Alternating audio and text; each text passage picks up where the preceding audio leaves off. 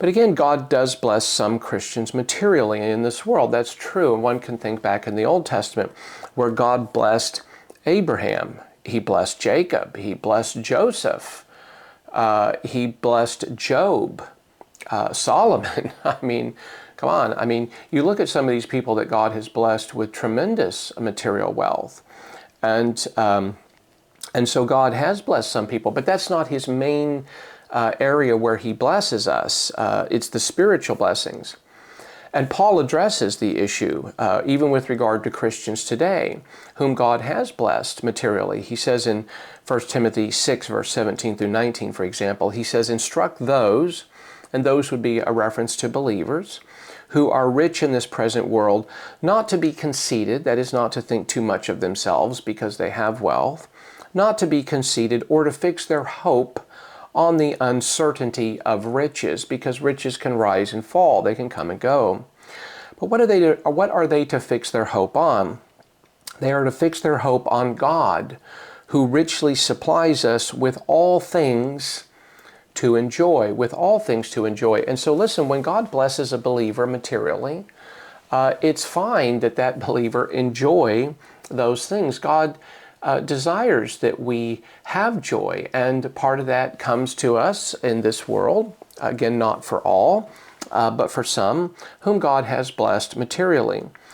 But then Paul gives instructions to these wealthy Christians, and he says, instruct them to do good. You see, we should understand that wealth comes to us as a blessing by the Lord, but really with the understanding that we are stewards of that which he provides for us, of that which he gives to us.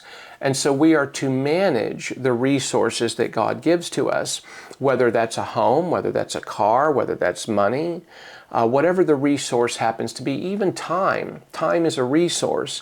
And so I think about my even structuring my life to set aside time for Bible study, for producing Bible lessons for others to hopefully benefit from.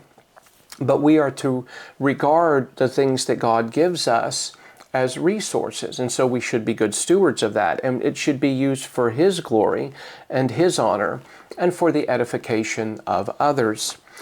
And so Paul says, instruct them to do good and to be rich in good works and to be generous and ready to share.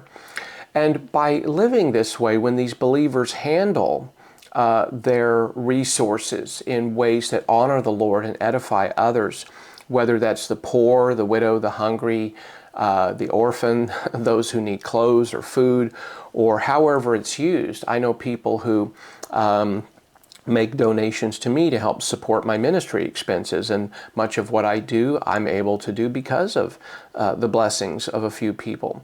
But when a believer invests those resources, what they are doing is they are actually investing in eternity. They are actually investing in eternity. And so the things that we do in time will result in rewards in the eternal state. That is for believers who are walking in the will of God. And so what we are doing is we are securing for ourselves rewards in eternity. Rewards in eternity. And so notice what he says in verse 19, storing up for themselves the treasure of a good foundation for the future, and so that they may take hold of that which is life indeed. So again, though God does bless some Christians materially, his main focus is on giving us spiritual blessings, which are far better.